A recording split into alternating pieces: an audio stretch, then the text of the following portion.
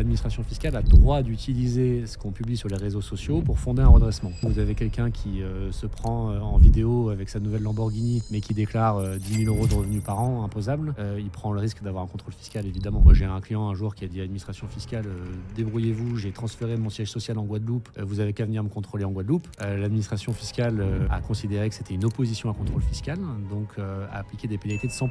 Pour 100 000 € d'impôts pas payés, vous devez au bout du bout plus que l'impôt que vous n'avez pas payé, voire le double. Il y a des contribuables qui sont redressés et qui disent mais c'est l'expert comptable qui m'a dit de faire ça. Évidemment très dangereux de mettre la responsabilité fiscale sur le seul expert comptable. On est responsable du choix de son expert comptable. Un expert comptable ne peut pas tout savoir. Et pour l'administration fiscale, c'est absolument pas un motif de non-redressement. Un contrôle fiscal, ça peut être traumatisant, évidemment. On a tous peur que ça puisse arriver. Et l'administration fiscale a même le pouvoir de débarquer à 6h du matin ou à 7h du matin avec des officiers de police judiciaire et de prendre les ordinateurs, les documents, etc. pour vérifier la substance d'une activité à l'étranger. C'est une sorte de perquisition fiscale. Salut Dimitri. Bonjour Gilles. Bienvenue. Merci. Je suis content de te recevoir aujourd'hui. Dimitri Barrois, avocat fiscaliste et spécialisé en contrôle fiscal, contentieux. Oui. J'ai vraiment hâte que tu puisses me parler un peu de ton parcours et qu'on puisse évoquer certains sujets. Aujourd'hui, on va parler de contrôle fiscal. Il y a pas mal de questions que les gens m'ont posées et que les gens ont à ce sujet, donc c'est vraiment bien, tu vas pouvoir démystifier certaines choses. On va parler aussi de holding, de comment créer sa première entreprise, comment investir aussi en immobilier et pas faire d'erreurs en fiscalité. Il y a beaucoup de sujets, on va essayer de tout étaler. Et c'est assez amusant aussi que tu sois là aujourd'hui parce que la première rencontre a eu lieu il y a très longtemps. Je t'ai vu lors d'une intervention dans une entreprise pour pouvoir nous aider à accompagner nos clients en fiscalité. Et franchement, l'intervention était spectaculaire. Merci. Vraiment. Tu as réussi à vulgariser des concepts parce que la fiscalité, c'est pas toujours facile pour tout le monde. Et tu as donné pas mal d'exemples d'histoires que j'ai encore en tête. Et donc, j'ai hâte de pouvoir en entendre d'autres aujourd'hui. Mais voilà, mais en tout cas, là, est-ce que tu peux me dire un peu qui est Dimitri Barrois ? Alors, je suis donc effectivement avocat fiscaliste à Bordeaux.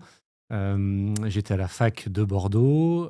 J'ai effectué un Master 2 en droit fiscal à Rennes. Ensuite, j'ai commencé à travailler suite à mon Master 2 en entreprise, en tant que fiscaliste d'entreprise. Une société qui fabriquait des téléviseurs.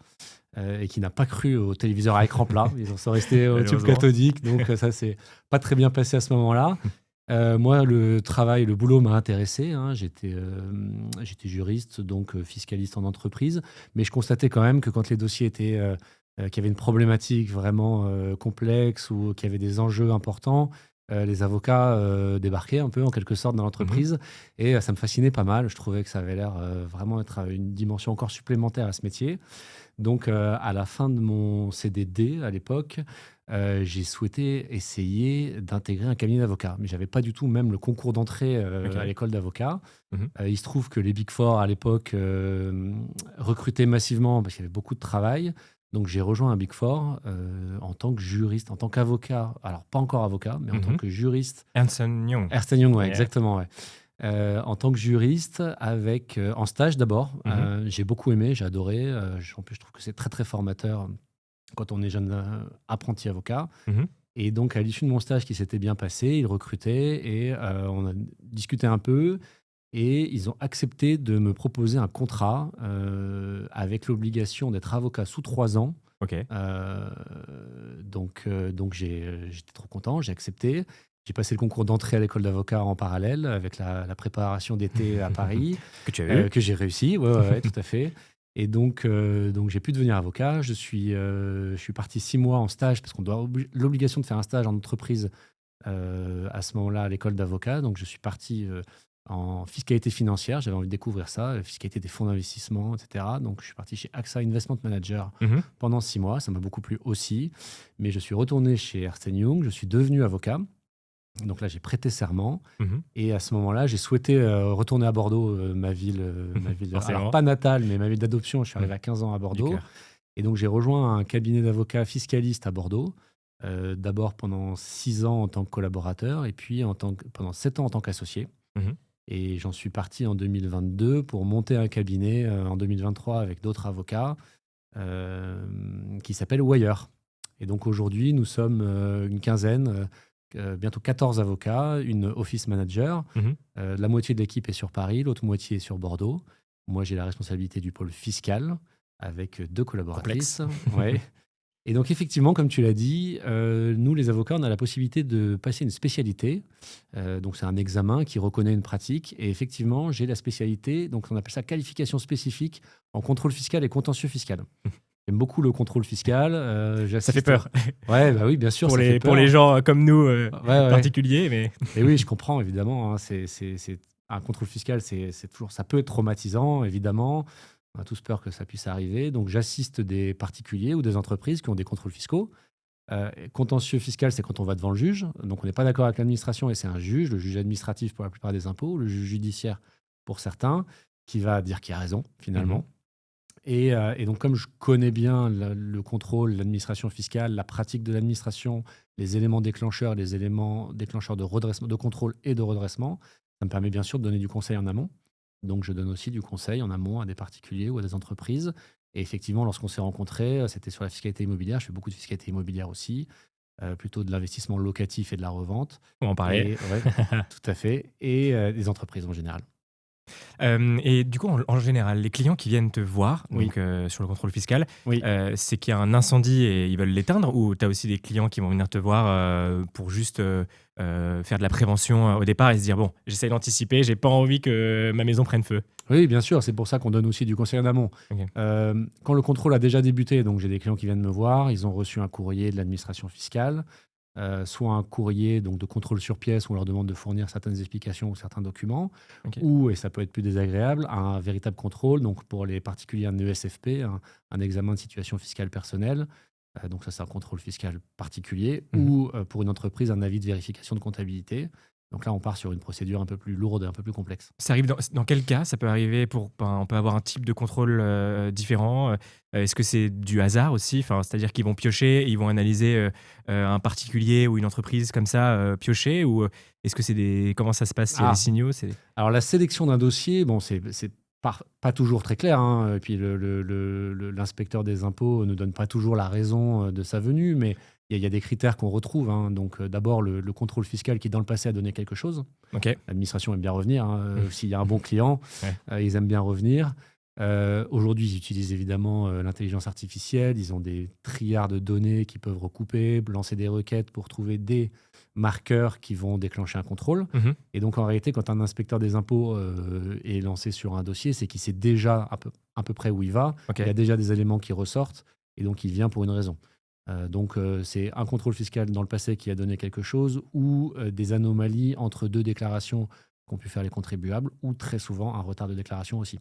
D'accord. Retard de déclaration qui est Oui, dû, du coup, souvent, soit pour les particuliers, soit pour une entreprise, oui. et c'est l'expert comptable qui a mal fait Alors, son l'expert job? comptable ou le contribuable, mais c'est vrai que très souvent, le fait de ne pas déclarer ses impôts ou les déclarer en retard peut vraiment déclencher un contrôle. Alors, quand c'est une entreprise ou quand un particulier a mandaté un expert comptable pour faire sa déclaration, évidemment, si l'expert comptable est débordé ou si la communication a été mauvaise entre le client et l'expert comptable, il a pu déposer la déclaration en retard, c'est vraiment un élément déclencheur. Ou alors, on a le particulier qui n'a pas rempli sa déclaration et ça déclenche effectivement un contrôle. OK, et tu parles d'expert comptable, Oui, ça c'est une notion parce que j'ai échangé aussi avec, pas mal, d'investisseurs jusque-là. oui, Il y en a beaucoup qui n'ont jamais fait appel à un avocat fiscaliste, alors que oui. certains ont un patrimoine, un peu assez conséquent, et parce qu'ils se disent que l'expert comptable, en soi, va réussir à pouvoir bien les conseiller. Ils se Oui, disent: «Bah non, c'est l'expert comptable qui m'a dit de faire ça, ce montage-là, du coup, oui. il y a pas de problème derrière, parce que tout a été validé par l'expert comptable». C'est Alors c'est évidemment très dangereux, de mettre toute son alors comment dire ça? La responsabilité fiscale sur le seul expert comptable. L'expert comptable, il fait la comptabilité. Évidemment qu'il a des très bonnes notions en droit fiscal. Moi, je forme, d'ailleurs, les experts comptables. Je donne des formations tous les ans, sur la loi de finances, le budget qui est voté chaque année pour les former à quelles vont être les modifications de l'année, quels sont les nouveaux impôts, quelles sont les nouvelles règles pour les impôts. Mais évidemment, un expert comptable peut pas tout savoir. Nous, notre profession, c'est de faire ça toute la journée, tous les jours, depuis, pour moi, depuis 15 années. Donc évidemment, 20 ans même. Évidemment, l'expert comptable ne peut pas tout savoir. Donc, ce qui est idéal, c'est de travailler en collaboration avec lui. Moi, je travaille avec beaucoup d'experts comptables et ça se Ok. passe très, très bien. C'est souvent l'expert comptable, d'ailleurs, qui me pose la question en me disant, là-dessus, j'ai un doute. Qu'est-ce que tu en penses? Et avec ton expérience, est-ce que tu penses qu'il y a un risque de contrôle ou de redressement? Le danger, c'est l'expert comptable qui ne veut pas solliciter l'aide d'un avocat fiscaliste ou le client qui ne connaît pas cette profession et qui ne vient pas nous voir. Mais effectivement, Parce que lorsque quand tu as un on... contrôle, à la Ouais. fin, il faut justifier tout ce qui a pu être, Ah oui, être oui, oui. fait. Et en l'occurrence, bah, ça marche pas de pouvoir arriver et de dire bah, c'est bon, l'expert comptable a Non. validé ça. On est, alors très souvent, hein, ça m'arrive, hein, donc il y a des contribuables qui sont redressés et qui disent mais c'est l'expert comptable qui m'a dit de faire ça. On est responsable du choix de son expert comptable. Et pour l'administration fiscale, c'est absolument pas un motif de non-redressement. C'est pas parce que votre expert comptable s'est trompé ou que vous avez mal compris aussi potentiellement ce qu'il vous a dit que vous n'allez pas être redressé. On est responsable des professionnels qu'on a choisis pour sa déclaration. Ok. Et les types de dossiers que tu vas avoir le plus Oui. souvent, ou en général, euh, tu te fais redresser pour quel type de choses en général qui peuvent être faits. Enfin, la majeure partie de tes clients en général viennent pour quel type de dossier et de problèmes en général. Alors en contrôle fiscal, ça peut être tout, hein. Donc nous, on est assez généraliste du droit fiscal, donc je suis vraiment, j'interviens sur tous les impôts. En ce moment, ils sont très très actifs sur l'IFI, Ok. donc l'ancien ISF, l'impôt sur la fortune immobilière. On a beaucoup de redressements à ce niveau-là. Donc Mhm. c'est-à-dire qu'on a un contribuable qui reçoit un courrier. Selon les informations du service, vous êtes redevable de l'IFI sur 6 ans. Oh. Merci de nous produire des déclarations. Ou alors, vous avez déclaré votre IFI, mais vous avez par exemple une succession ou une donation pour une autre, ou une vente, très souvent, pour une valeur supérieure. Et donc, c'est le même service qui reçoit l'acte de vente et qui Mhm. reçoit votre IFI. Et donc, qui vient vous voir en vous disant, mais vous avez vendu beaucoup plus cher que ce que vous avez déclaré. Donc, vous avez un contrôle IFI aussi. Beaucoup de montage aussi de cession à soi-même. C'est-à-dire que vous avez un particulier qui détient un Ah, immeuble depuis très longtemps et ok. il le vend à une société qui lui appartient avec ses enfants, par exemple. Et donc à une valeur qui est parfois un peu plus basse que la valeur du Forcément. marché. Ça Oh arrive. tiens, comme par hasard, c'est Ça, 40% de moins. voilà, exactement, voire plus. Donc là, ça arrive et ça peut déclencher un contrôle. Donc ça, c'est des contrôles IFI, droit d'enregistrement. Donc c'est sur l'immobilier, donc c'est très actif en ce moment. Après, on peut avoir des contrôles sur l'impôt sur les sociétés de la société, le calcul de son résultat, beaucoup de contrôles sur l'impôt sur le revenu, les crédits d'impôt, les déficits fonciers, les travaux qui sont déduits sur les revenus fonciers, Mhm. et toute anomalie qu'il peut y avoir entre plusieurs déclarations. Et puis, on a pour les sociétés, les flux entre diverses sociétés, lorsqu'on a monté une holding avec plusieurs sociétés, etc. Holding, on Donc, va il y y a revenir aussi. ouais, les Ça va holdings, être bien très sûr, intéressant, ça. qui sont un motif, ou en tout cas un sujet qui est contrôlé. Tu m'étonnes. Et derrière, les personnes, par exemple, aussi, parce qu'on est dans une. Oui, Aujourd'hui, on se fait quand même beaucoup taxer et imposer. oui, Tout le monde essaye d'optimiser. oui. Et notamment, beaucoup de personnes ont leur société, gagnent beaucoup d'argent sur leur Oui, boîte. Est-ce que ça arrive souvent aussi que les personnes qui vivent sur leur société à essayer de faire passer des frais, oui, tu vois, des voyages, oui, bien pas sûr. mal de choses sur la société, arrivent vers toi en se disant bon, bah là, j'ai un Bah, contrôle, je suis. évidemment. Bah, quand vous avez un contrôle fiscal, donc une vérification de comptabilité pour une entreprise, l'administration fiscale va vérifier un petit peu les postes de charge, donc les dépenses. Et si vous avez le voyage à La Réunion avec madame, les billets d'avion, l'hôtel pendant une semaine, et vous avez juste fait un rendez-vous là-bas avec un prospect, ça va être difficile de justifier la déduction de tout ça. Ils peuvent aller jusque-là. Enfin, du coup, ils peuvent vraiment demander tous les rendez-vous, tout ce que tu as fait sur place. Tu as pris un billet pour aller bah, justement en vacances. Oui, Derrière, tu t'es dit, il y a un salon qui est là-bas. oui. Du coup, je vais profiter du fait qu'il y ait le salon pour que ce soit mon alibi. Et derrière, ils vont aller encore plus loin et se dire, OK, il y a eu un salon, mais derrière, tu as Oui. rencontré qui là-bas? Est-ce que tu peux me prouver que tu as eu un rendez-vous avec un tel ou un tel? Oui, il va falloir. Donc, le système français a un système déclaratif. Vous faites votre déclaration d'impôt, c'est Mhm. vous qui déclarez, mais ensuite, on vient vous contrôler. À partir du moment où on vient vous contrôler, l'administration a accès à énormément de données et d'informations, évidemment. Elle va vérifier les comptes bancaires, elle va tout vérifier. Et là, il va falloir justifier. Tant qu'on répond à l'administration et qu'on est dans une procédure qu'on appelle contradictoire, tout va bien. La charge de la preuve est donc c'est à l'administration de prouver qu'une somme est pas déductible ou qu'on devait un impôt qu'on n'a pas payé. Donc, dans ce cas-là, l'administration vous demande quand même d'apporter des justificatifs et c'est à elle d'apporter la preuve que les justificatifs sont insuffisants, de ce qu'on appelle la directive de la preuve. Mais en gros, oui, il va falloir prouver que cette dépense est à la charge de la société et qu'elle est dans son intérêt. OK. En fait, en France, l'administration ne peut pas gérer la société à votre place, elle ne peut pas s'immiscer dans votre gestion, mais néanmoins, elle peut vérifier qu'un acte n'est pas anormal, un acte anormal de gestion. Donc, elle va vérifier que c'est dans l'intérêt de la société d'avoir pris en charge cette dépense. Et toi, ça t'est arrivé du coup d'avoir aussi des personnes qui ont fait beaucoup, beaucoup de magouilles ou d'escroqueries et que tu te retrouves avec un dossier entre les mains où tu te dis, bon, là, ça va être compliqué. Ou les gens, en général, se font contrôler, ils viennent te voir parce qu'ils ont fait une erreur qu'ils n'ont pas vue. Ils se disent, bon, bah, j'ai pas vu, c'est pas de ma faute, mais comment je peux rattraper le tir? Ah, il y a tous les types de contrôles, hein. Il y a les petites erreurs, on ne savait pas. La fiscalité française est extrêmement compliquée. Ouais, Là, on en parlera peut-être après pour la fiscalité immobilière. ouais. En fait, tous les ans, alors quand il y arrive, l'État français vote un budget qui va multiplier des modifications de règles, d'ajustements, qui fait qu'on a un millefeuille parfois législatif. On prendra l'exemple de la fiscalité immobilière. C'est le cas aussi pour la fiscalité de la cession d'une entreprise, où c'est très difficile de s'y retrouver quand même dans les règles. Donc, il y a des particuliers ou des entreprises qui simplement ne s'y retrouvent pas et qui se trompent. Et après, évidemment, j'ai aussi des erreurs volontaires, voire, alors tu l'as dit, escroquerie. Donc là, c'est encore plus loin, hein, c'est le pénal, donc c'est fraude fiscale. Ok. Je ne paye pas un impôt volontairement, voire j'essaye d'égarer le fisc avec actes, donc certains actes qui sont faux, qui ne reflètent pas la réalité. Donc là, c'est un level encore supérieur avec des pénalités qui sont bien différentes et des pouvoirs pour l'administration qui sont beaucoup plus élevés aussi pour aller rechercher ces manquements. C'était quoi les gros dossiers que tu as pu avoir dans ces choses-là ou des types de personnes qui sont venues ou les choses où tu t'es dit, ah oui, là, ça part, Sur ça du part. volontaire. Ouais, Ah, alors sur du volontaire, j'ai toutes sortes de dossiers. On a sur le volontaire, il y a vraiment donc le dossier, alors pas caricatural, mais très poussé, où il y a du pénal fiscal en quelque sorte. Donc il y a eu du trafic de voitures, trafic de stupéfiants, ou à une époque aussi, il a été conseillé par certaines officines, on va dire, mhm, d'avoir sa société à l'étranger. On est en France tranquillement, et puis on a sa société. Alors, il y a eu en Angleterre, au Luxembourg, à Hong Kong, etc. Et qui n'a pas réellement de substance. Ou alors dans le Delaware aux États-Unis. Et c'est une société, juste une adresse postale. Et en fait, on déclare les impôts là-bas et on considère qu'en France, on doit rien. ouais, Ça a été beaucoup vendu à une époque. Et en réalité, c'est aujourd'hui très poursuivi par l'administration fiscale mhm, et redressé avec des pénalités élevées.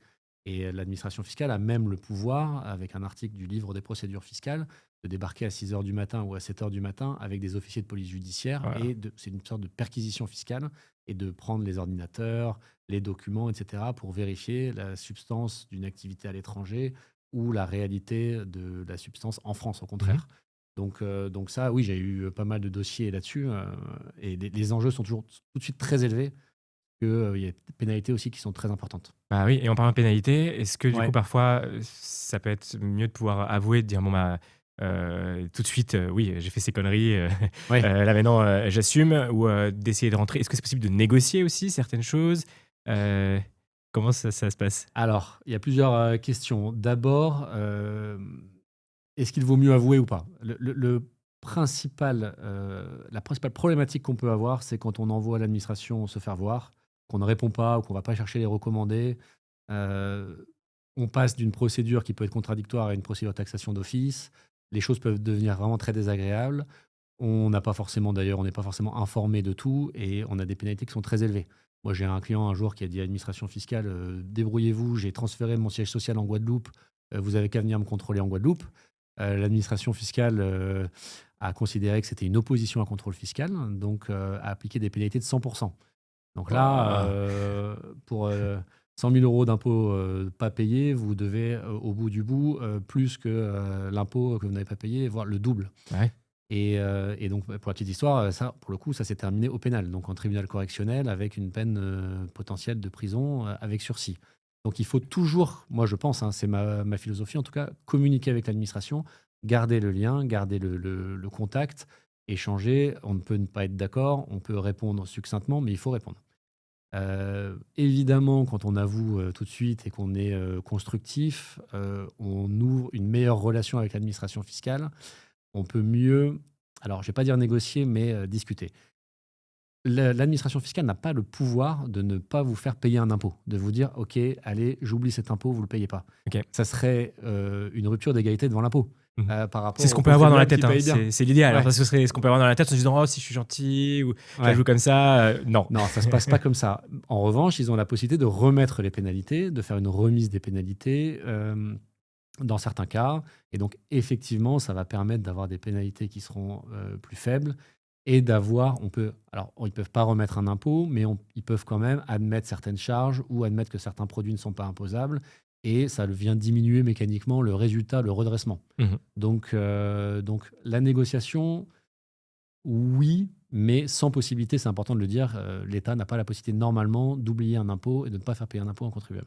OK, et est-ce que c'est vrai que, du coup, en fonction de ce qu'on publie, sur les réseaux, ce qu'on peut avoir sur notre vie privée, on peut se Oui. retrouver à avoir des contrôles, bah, pour ça, Ah oui, oui. et de cette façon-là, et du coup, enfin, je sais pas, est-ce qu'il y a des conseils que tu pourrais, donner à des gens pour, voilà, aussi, faire a attention ou je ne sais pas? Mais déjà sur la première question, est-ce que c'est des choses qui peuvent arriver, se faire contrôler, de cette manière-là? Comment ils repèrent, en fait, toutes les anomalies, là-dessus? Bien sûr, bien sûr.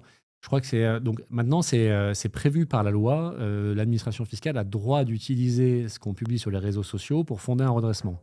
OK. Même avant, il le faisait. Donc clairement, vous avez quelqu'un qui se prend en vidéo avec sa nouvelle Lamborghini, mais qui déclare 10 000 euros de revenus par an imposables. Il prend le risque d'avoir un contrôle fiscal, évidemment. Donc en fait, ça, c'est pour vérifier un petit peu les éléments du train de vie ou la montre. Donc oui, oui, ce qu'on publie sur les réseaux sociaux peut servir à un éventuel redressement. Après, il y a plein d'autres éléments qui peuvent déclencher l'avenue de l'administration fiscale, évidemment. Il y a une bien meilleure aussi coopération entre les différents États. Donc la France reçoit beaucoup d'informations des autres pays, Mmh. même des pays qui auparavant étaient peu coopératifs.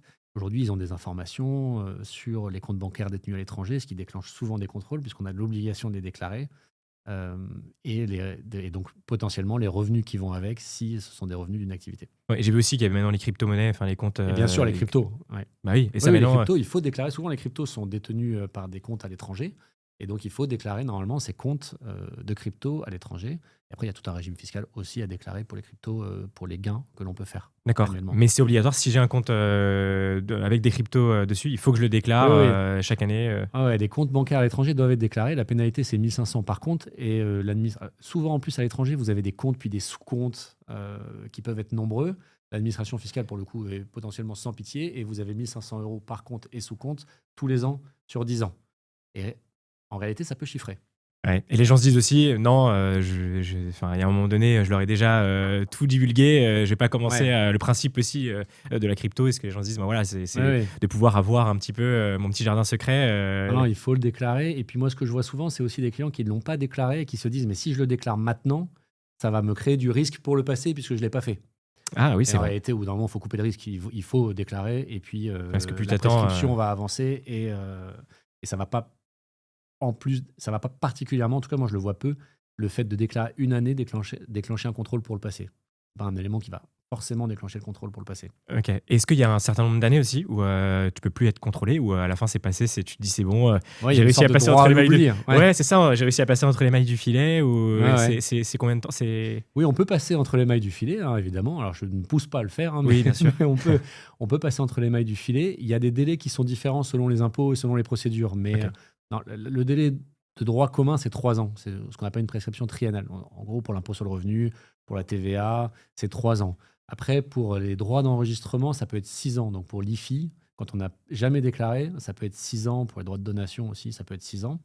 Et après, il y a des délais plus longs, c'est 10 ans. C'est pour activités occultes, par exemple, ou les comptes détenus à l'étranger. Et là, au bout de 10 ans, on est tranquille, entre guillemets. Normalement. Et Oui, ça t'est déjà arrivé d'avoir des personnes justement, qui venaient, qui ont eu un contrôle ou quoi que ce soit, et le fait que ça a été fait ou qu'il y a eu des oui, choses, bien sûr, bien sûr, bien ah ouais? sûr. Ah oui, bien sûr, c'était prescrit, l'administration ne pouvait rien faire. Là, ils vous disent, bon, bah, voilà, c'est comme ça, hein.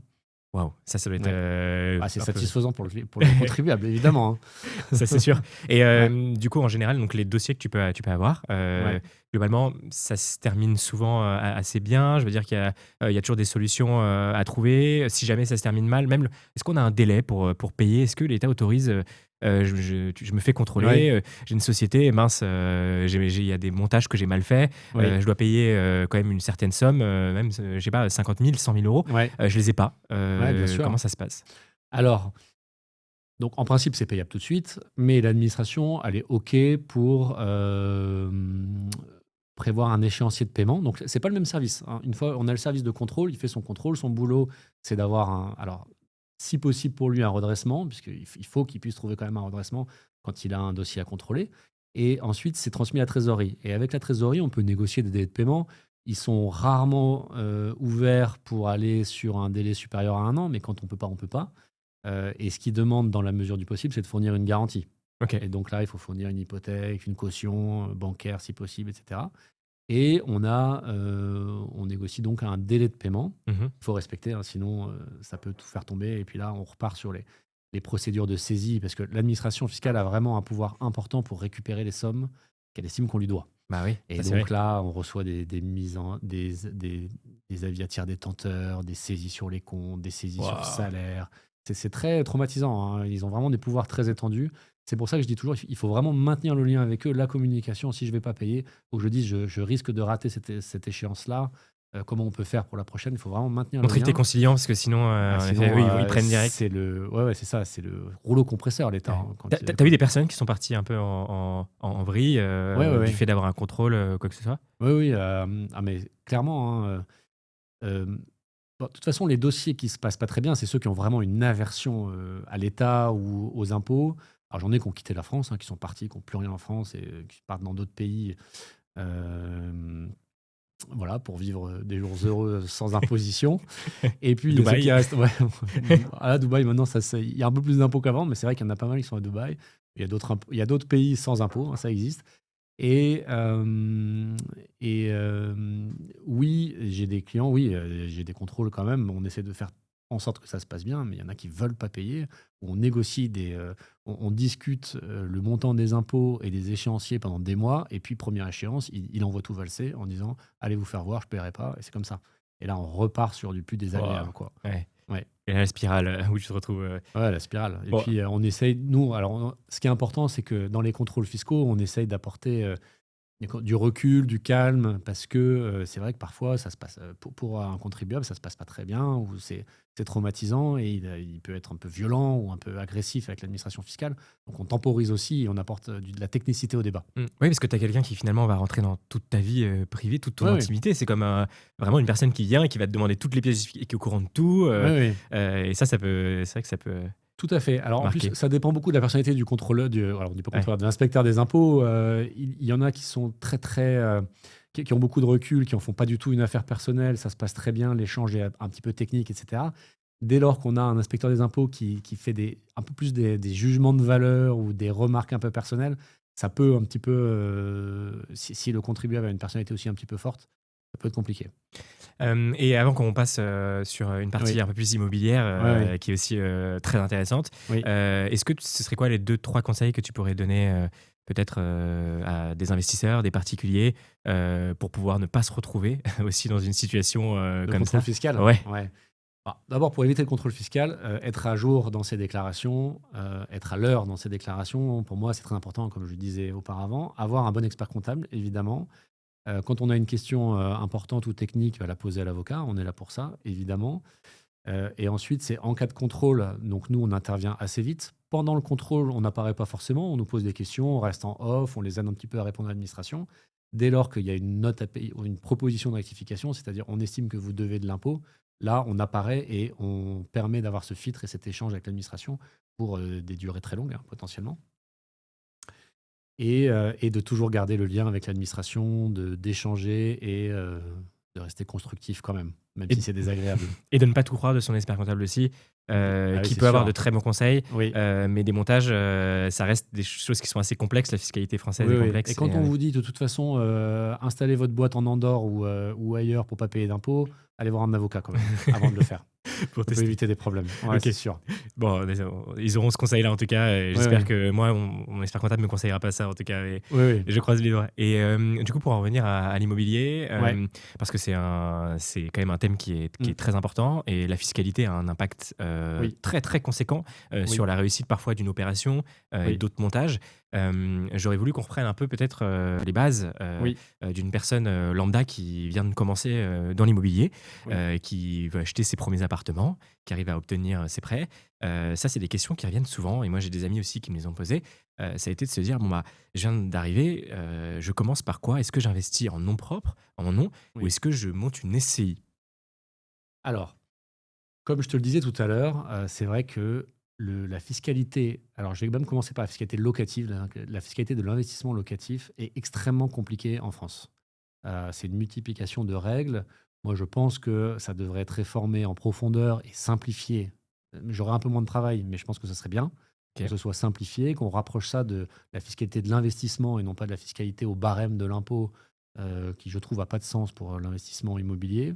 Hem Et tu vas comprendre pourquoi je dis ça.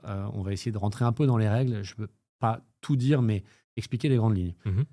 En fait, on sait je pense que même on ne sait plus vraiment très bien pourquoi, mais il y a une différence fondamentale entre la location nue et la location meublée.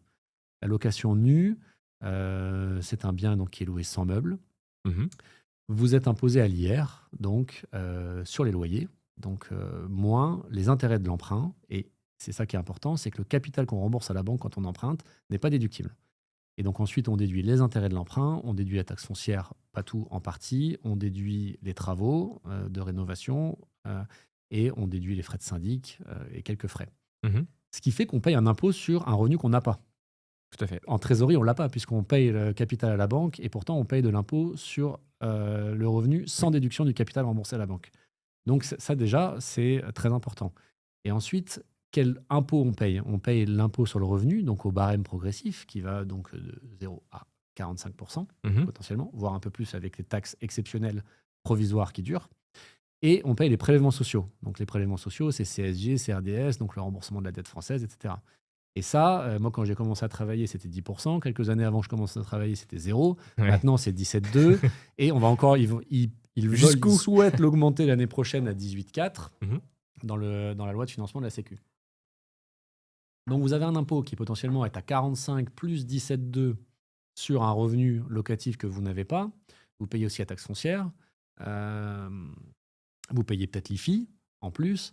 Donc vous arrivez à des montants d'impôts qui sont très très élevés. Vous pouvez être Ouais. à 60-70% d'impôts sur un revenu, hein. La question se pose de savoir si la somme de tous ces impôts ne serait pas confiscatoire, une atteinte à la propriété privée des Français selon la Constitution. Ouais.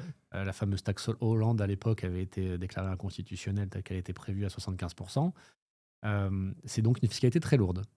Pour cette raison, beaucoup se tournent vers la fiscalité meublée. Oui. Alors, pourquoi c'est différent? À partir du moment où on met des meubles, parce qu'on peut amortir le bien. Donc, vous êtes à l'IR, vous déclarez une activité meublée, c'est souvent ce qu'on dit LMNP, LMP. Tout à fait. Vous avez la possibilité d'amortir le bien. L'amortissement du bien est calibré de telle sorte que c'est à peu près équivalent, on va dire, au capital qu'on rembourse à la banque. Vous avez donc un revenu de 0, vous payez donc peu d'impôts. Mmh. Ok. Donc ça, c'est en nom propre. C'est la fameuse niche du LMNP, LMNP, on va en reparler qui est après. on Ouais. va en reparler, mais Ouais. enfin, tu me donneras ton avis Oui, là-dessus oui. aussi, mais Ouais, ouais, tout à fait. Et donc, à l'IR, si je reviens sur la location nue, donc on paye tous ces impôts, c'est très élevé. Mmh. Pourquoi créer une SCI? On peut créer une SCI qui fait la location nue et qui aura la possibilité d'opter pour l'IS. Donc là, elle va décider d'être soumise à l'IS. Et en fait, lorsqu'on fait de la location nue à l'IS, on peut amortir le bien. IS, impôt sur les sociétés aussi. IS, impôt sur les sociétés, tout à fait. Et donc là, on peut amortir le bien. Ce qui fait qu'on a un revenu de location qui est peu imposé pendant la durée de location.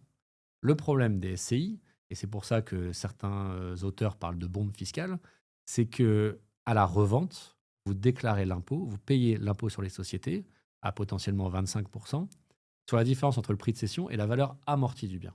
Ça vous coûte donc très très cher à la sortie. Mmh. Vous payez 25%, vous avez le cash qui reste, et ensuite vous voulez vous le distribuer ou le récupérer à titre perso, vous repassez par la case impôt à potentiellement 30%, voire un peu plus.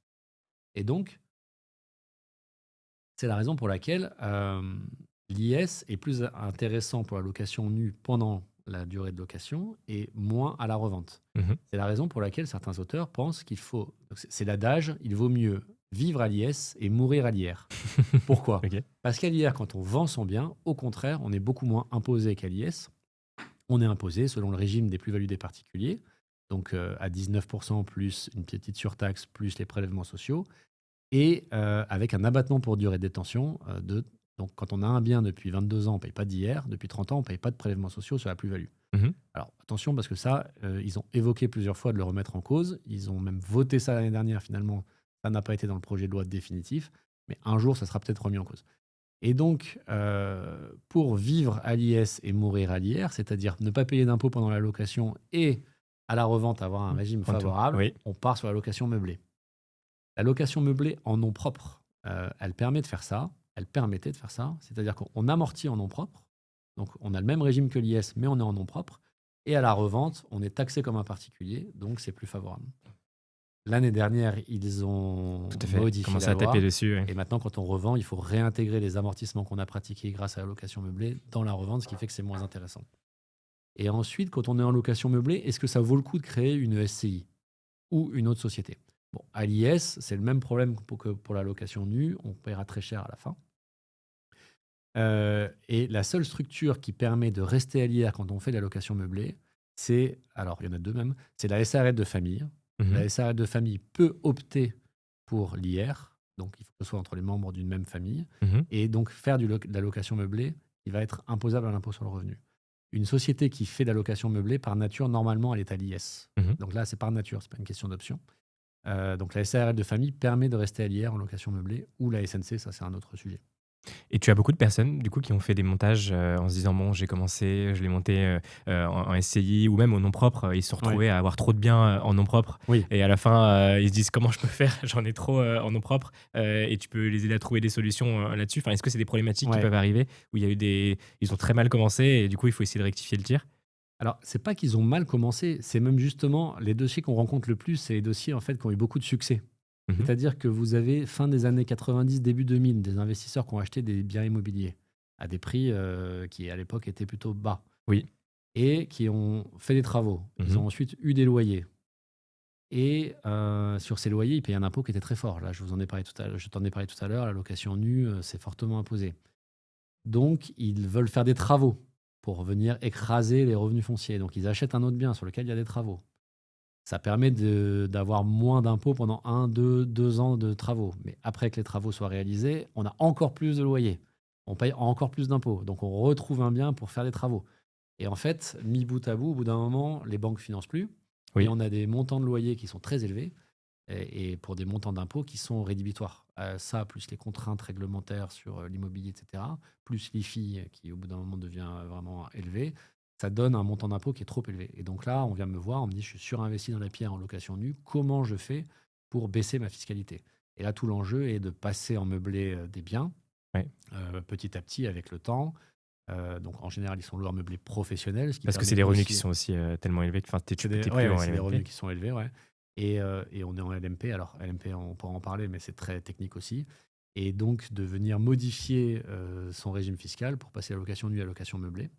Et ensuite, quand on a des biens depuis presque 30 ans, c'est se les vendre. C'est ce que j'allais te Voilà. demander. Est-ce que Ouais. c'est aussi une des techniques de pouvoir se racheter finalement les biens? Ça arrive souvent? Oui, oui, c'est vraiment une technique qui est très efficace. C'est-à-dire que quand on a un bien depuis 20, 25, 30 ans, Ok. on paye peu d'impôts quand on le vend. Mhm. Et donc, c'est se le vendre à soi-même, mais c'est aussi une logique de transmission. L'administration fiscale n'était pas forcément super OK avec ces montages au départ, mais le juge a considéré que c'était possible. Et en revanche, il faut être vigilant sur la valeur qu'on retient pour le bien, évidemment. On est souvent un petit peu contraint par la valeur IFI. Donc, il faut déclencher normalement le bon prix. Mhm. Et évidemment, si l'IFI a été déclaré trop faible, on se met en risque, mais c'est comme ça. Et donc, on se vend le bien à une société avec ses enfants. La société va emprunter. Et donc, ça permet de refinancer le bien. On appelle ça aussi refinancement ou OBO Mhm. souvent. Et donc, la vente est exonérée d'impôts sur le revenu de prélèvements sociaux si on a les biens depuis 30 ans. On paye les frais de notaire, bien sûr, sur l'acquisition. Mais ça va permettre ensuite d'être dans une structure à l'IS, d'amortir le bien, de transmettre aux enfants qui vont l'acheter, en fait, Mhm. et de récupérer, plutôt que d'avoir des loyers fortement imposés à 40, 50, 60%, du cash de la vente pas taxé. Forcément. Ouais. Et est-ce que tu as des gens qui utilisent aussi le mode de fonctionnement de la résidence principale pour ne pas avoir Oui, taxe sur la plus-value bien sûr. et ce qui se font aussi avoir parce que dans quelles circonstances ça peut se faire et parce que forcément ça aussi c'est vu comme un petit peu un monde merveilleux où tu Oui. achètes, tu mets en résidence principale, tu revends et tu ne te fais pas imposer sur la plus-value et tu refais ça et au final Oui. où tout est bien, tu fais ça pour chacun des biens et tu n'es pas imposé sur la plus-value. Effectivement, c'est assez magique. On n'est pas imposé en France lorsqu'on vend sa résidence principale sur la plus-value qu'on a réalisée. Le prix de l'immobilier ayant beaucoup monté dans le passé, ça a permis de constituer des patrimoines et sans imposition. Évidemment, c'est contrôlé. Alors, il n'y a pas de règle claire, c'est-à-dire qu'on ne sait pas combien de temps il faut garder un bien pour que ce soit considéré comme sa résidence principale. J'en ai qui ont eu vendu tous les ans ou tous les 2 ans une résidence principale. Il faut vraiment y avoir habité. Il faut vraiment pouvoir démontrer qu'on y a habité au jour de la cession et qu'on a eu cette intention et que ce n'était pas fake, en quelque T'as eu sorte. des gens qui ont fait ça, même pour des grosses maisons, des villas ou je sais pas quoi, Oui, ou qui oui. se sont dit ah ouais? Alors après, j'ai eu un autre sujet. Et ça, sur le bassin d'Arcachon, Cap-Ferré notamment, il y en a pas mal. C'est des familles qui récupèrent le bien des grands-parents, par exemple au Cap-Ferré, ou ça peut être ailleurs, hein, et ça vaut très cher. Et ils pourraient le vendre beaucoup plus cher que ce qui a été déclaré dans la déclaration de succession, ou alors ils l'ont eu par donation il y a longtemps. Et puis tout d'un coup, ils habitent tous dedans pendant 3 mois avec 4 frères et sœurs C'est dans un excellent. bien qui fait 100 mètres carrés pendant 6 mois pour le revendre en Histoire de. exonération de résidence principale. Et alors qu'ils travaillent en région parisienne, là, en cas de contrôle, c'est difficile, hein. Donc l'administration fiscale vous demande de prouver quand même que vous habitez dans les lieux. Donc vous pouvez faire valoir. Alors, Ça passe ou pas? Enfin, est-ce que alors, dans le cas que j'ai en tête, c'est pas passé. Ok. Mais pourquoi alors, ils peuvent prendre une petite inscription au club de tennis local, prendre un médecin Pas mal. là-bas, une inscription à la Ok. bibliothèque sur place.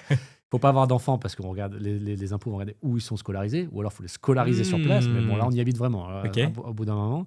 Le problématique était que la personne travaillait à Paris et donc on lui demandait au moins, les impôts lui demandaient montrez-moi les billets de train. Alors, on dit qu'elle payait les billets de train en cash. Ah, Oui, ah mais oui, c'est vrai que alors, la stratégie du cash, sans en parler, mais ouais, ça peut ouais. être l'excuse toujours. Non, tout ça a été payé en cash, il n'y a pas de Ouais, trace. voilà, donc je payais mes billets de train en cash, mais j'ai pas les preuves. Oui, mais alors, écoutez, j'ai demandé vos comptes à la banque, parce qu'ils peuvent faire ça. Il n'y a pas de sortie de cash. Donc, il vient d'où ce cash? Vous embêtez. Donc oui, dans ce cas-là, ça passe pas.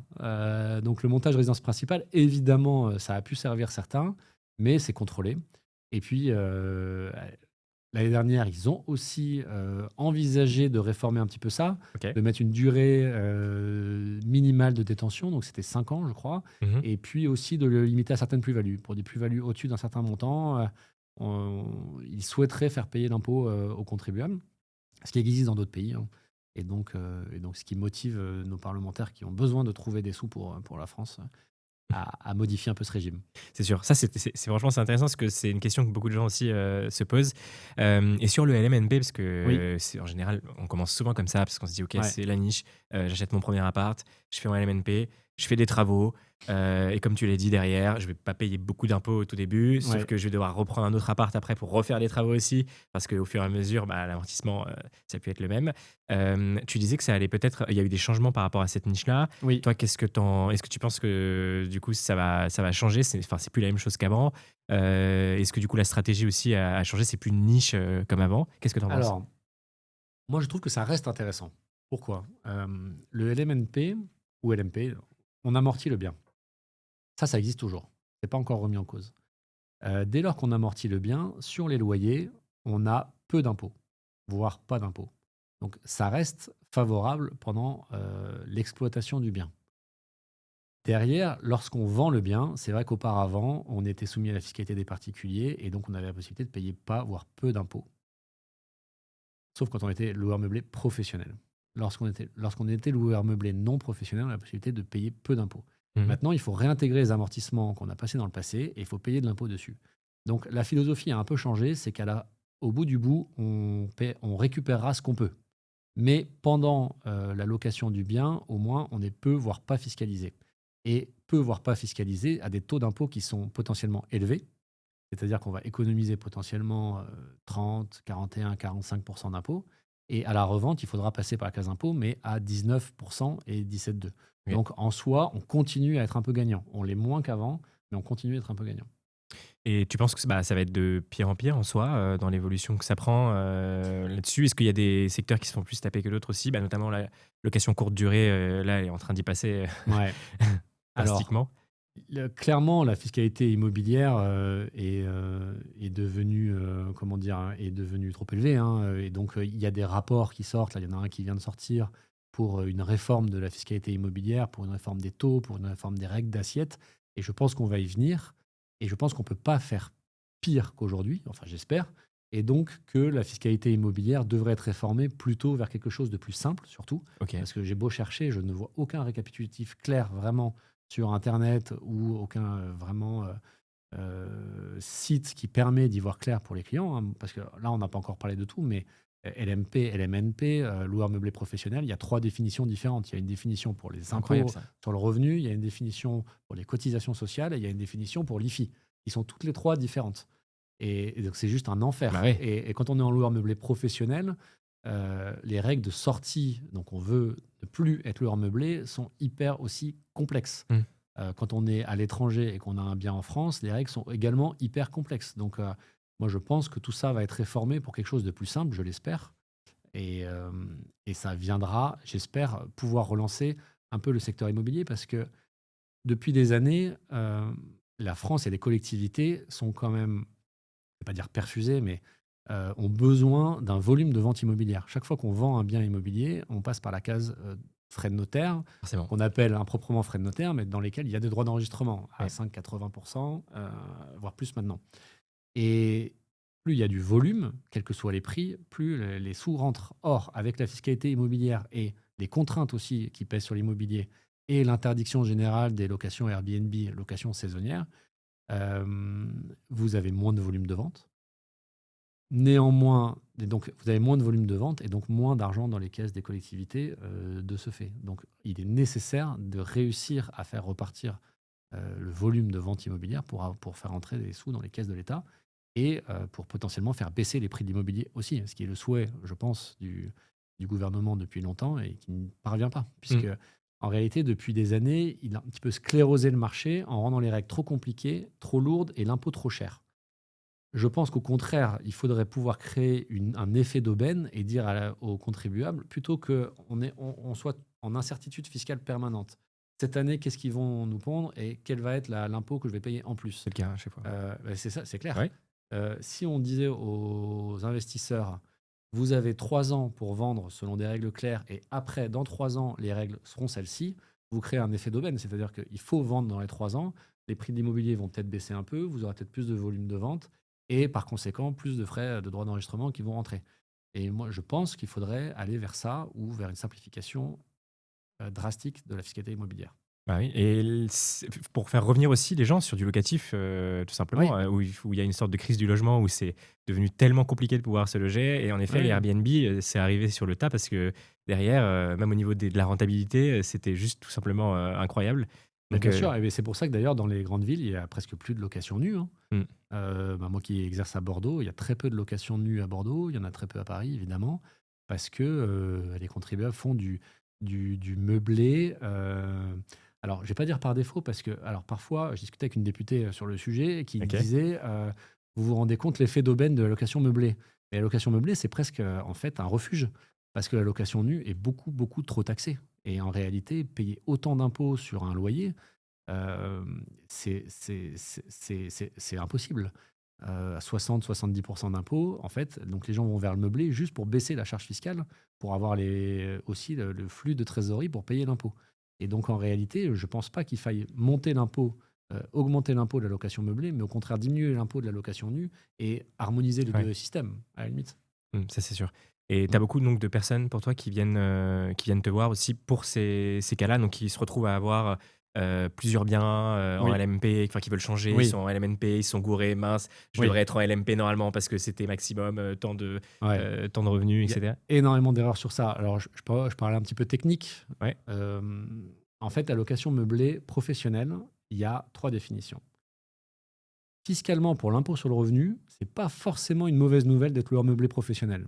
Vous avez des systèmes d'exonération en cas de revente, vous gardez l'amortissement, vous êtes loueur meublé professionnel pour l'impôt sur le revenu à partir du moment où vos loyers dépassent 23 000 euros et vos revenus d'activité par ailleurs, vos salaires que vous avez à côté de ça. Là, vous êtes loueur meublé professionnel pour l'impôt sur le revenu. Pour les cotisations sociales, c'est plutôt une mauvaise nouvelle d'être loueur meublé professionnel. Vous passez des 17,2% en prélèvements sociaux aux cotisations sociales des professionnels à 35%. bam. Ouais, ça fait mal. Sur les loyers, c'est pas forcément encore un problème parce que grâce à l'amortissement, vous avez peu d'assiettes. Il y a peu d'impôts, il y a peu d'assiettes imposables. À la revente, vous devez reverser 35% de cotisation sur les amortissements que vous avez fait pendant des années, c'est douloureux. Et pour les cotisations sociales, pour les URSSAF, donc, la règle, c'est la suivante. Vous êtes professionnel, lorsque vous êtes professionnel pour l'impôt sur le revenu, donc lorsque vous dépassez 23 000 et vos revenus d'activité, Mhm. mais aussi lorsque vous dépassez 23 000 euros de location saisonnière. Ok. Et que 23 000 Ce qui se euros, dépasse très facilement. très facilement. Alors nous, on considère que si vous avez un bien commun, on peut considérer que la limite du code de sécurité sociale est individuelle et par conséquent, c'est 23 000 euros par membre du couple et donc on sera à 46 000. Ok. Ça, c'est important. Ouais. Ça n'a pas encore été Bah jugé à ouais, notre parce que ça connaissance, rajoute. mais Ok. l'article du code de sécurité sociale paraît clair. Et dans ce cas-là, vous êtes professionnel. Et ça, j'ai énormément de personnes qui ne sont pas au courant, via leur expert comptable d'ailleurs, qui sont professionnels pour les URSSAF. Ouais. Et après, il y a quelque chose d'un peu magique, c'est d'être professionnel, loueur meublé professionnel pour l'IFI. Parce que ça fait sortir les biens de l'IFI. L'IFI qui est donc l'ISF, enfin Oui. l'ancien ISF, mais qui a été recentré sur l'immobilier. Mhm. Et ça, pour ça, non seulement il faut être professionnel au sens de l'impôt sur le revenu, mais il faut aussi y passer la majorité de son temps. Et donc, ça veut dire que si vous êtes salarié, l'administration va considérer que vous n'êtes pas professionnel Ok. de la location pour l'IFI. Et ça permet de sortir les biens de l'IFI. Et donc, LMP, LMNP, c'est assez délicat à manier, sachant qu'en plus, il y a des règles différentes selon si vous êtes non résident à l'étranger, des règles avec lesquelles on n'est pas d'accord, nous, on attend qu'un juge se positionne. Bref, trop complexe. Oui. Et il faut être accompagné à ce Oui, bien niveau-là, sûr. ça, c'est normal. Bien sûr, bien sûr. Et sur les SCI, pour y revenir, en termes d'association, parce Oui. que forcément, en général, il y a beaucoup de personnes qui pensent que parfois, la SCI, il faut le faire forcément avec des amis. Est-ce que ça peut être fait seul? De quelle manière on peut le faire seul aussi? Il y a des gens qui disent il faut qu'il y ait, moi j'ai 1%, ma société, une holding ou autre Oui. détient le reste, etc. Oui. C'est quoi ce qui pourrait être conseillé à quelqu'un qui débute Alors les SCI, donc si on monte une SCI, donc moi vous avez compris, entre nom propre et SCI, je trouve que le nom propre a beaucoup de qualités. C'est-à-dire détenir un bien en direct, ça a beaucoup de qualités, ça permet de passer du nu au meublé un peu comme on le souhaite, on n'est pas alourdi par la structure. Et donc quand c'est possible, je conseille plutôt en nom propre. Après, il y a la question de la SCI. Une SCI, en principe, elle doit être détenue par plusieurs associés. Mhm. Donc, il faut au moins qu'il y ait 1% détenu par madame ou par un parent ou par un ami, attention. Ou effectivement, lorsqu'on a un montage avec une holding, par une holding. Alors, par la holding, si elle doit lui prêter de l'argent, peut-être à 5%, par exemple, et à 95% en direct, ou l'inverse, ça peut se faire aussi. Ça dépend du Mhm. souhait du contribuable. Et en On va y réalité, revenir juste après sur les ouais. holdings aussi, parce que c'est En intéressant. réalité, il y a une tolérance d'un an, c'est-à-dire qu'on peut être seul associé de sa SCI pendant un an. Et moi, j'ai des dossiers dans lesquels je vois des associés seuls de SCI pendant des années, sans que ça ait posé de difficultés. Mais Et tu as des dossiers aussi où il y a eu des problèmes dans la SCI, où tu vois que c'est compliqué parce qu'il y a eu plusieurs associés. Il y en a oui, un qui veut vendre oui, et l'autre veut pas vendre. oui, Et là, tu te retrouves, il y a trois associés, deux veulent vendre et il y en a un qui dit mais non, oui, moi je veux le garder. Comment ça se passe oui, oui, tout à fait. Ah, ça arrive souvent, hein. Donc, on a ceux qui détiennent leur bureau via une SCI, donc qui sont associés de la société d'exploitation Mhm. et dans la SCI. Et un jour, ils se séparent pour l'exploitation. La question se pose évidemment de se séparer pour la SCI. Et puis après, il y a ceux qui ont des projets immobiliers via des SCI et qui veulent. Il y en a un qui veut sortir. Et donc là, dans ce cas-là, effectivement, pour ne pas se retrouver en situation de blocage, il faut aller voir un avocat et on va explorer toutes les pistes pour sortir un associé qui ne nécessite pas forcément de racheter, qu'un associé rachète les parts de l'autre. Ça peut être la société qui rachète ses propres parts par la remise d'un actif. Donc, on peut remettre un immeuble à un associé sortant. Il Mhm. part avec un immeuble, il part avec du cash. On peut aussi, la société peut, si elle a un peu de disponibilité, lui racheter ses parts. Elle se détient elle-même et ensuite elle supprime la participation de l'associé sortant. Mhm. Là, la question qui se pose, c'est la question du financement, parce que l'administration fiscale a du mal à admettre qu'une société s'endette et donc déduise des intérêts d'emprunt pour son propre capital. Ok. C'est possible lorsqu'il y a une vraie situation de blocage avec l'associé de la SCI au moment de son départ. Mais oui, effectivement, nous, on envisage les modalités de sortie fiscale et donc en droit des sociétés pour séparer les associés qui souhaitent se séparer. Et ça s'anticipe, c'est-à-dire est-ce que tu peux faire un pacte d'associés comme pour les sociétés Oui, classiques bien où tu sûr. vas te dire que par exemple là, tu peux pas sortir avant Ouais. 10 ans, on est obligé de le. Enfin, je sais pas, mais. euh, Alors ça, c'est quelque chose que les clients voient avec notre service droit des affaires, droit des sociétés, hein, ok. qui gère ça. Mais oui, oui, tout à fait, c'est possible De de l'anticiper. baliser en quelque sorte. Alors, tout n'est pas possible, Ouais. mais de baliser au maximum l'éventuelle sortie d'un associé. Et on voit beaucoup de personnes aussi donc, qui font une SCI par bien, par opération, Oui, et forcément qui montent un système avec une holding. oui, Ça, j'aimerais bien qu'on l'évoque aussi, oui, parce qu'on voit beaucoup de choses sur Internet, et forcément, ce qui tourne le plus souvent, c'est le fameux montage avec la holding, où les gens disent ne payer, vous allez plus payer d'impôts si vous avez votre société. Je gère un magasin ou quoi que ce soit qui fait de l'argent, ou n'importe quoi, oui, des formations sur Internet, je fais du cash, je fais remonter à ma holding, système Murphy, etc. Ça, tu pourras en oui, parler. oui, Et après, avec ma holding, je vais créer une SCI et je vais oui, investir avec la SCI. J'aurais pas sorti d'argent. C'est mon cash qui est remonté. oui. J'ai pas pris d'impôt, enfin, j'ai pas payé, quasiment pas payé d'impôt. Et finalement, je me retrouve à pouvoir lever de la dette et acheter un bien. Est-ce que tu pourrais, enfin, t'en penses quoi de ça, de ce système-là, c'est un peu vu comme l'Eldorado ou quoi que ce soit. J'aimerais bien pouvoir en parler et que tu puisses me donner ton avis Bien sûr. là-dessus. Alors, Expliquer ce que c'est qu'une holding aussi. bien sûr, bien sûr. Alors, une holding, en fait, le concept de holding, juridiquement, il n'existe pas forcément en France. Il n'y a pas un type de société qu'on va dénommer holding. Ça peut être n'importe quelle forme de société. Ce sont souvent soit des sociétés civiles, soit des sociétés commerciales, forme de SAS, SARL. Tout est possible.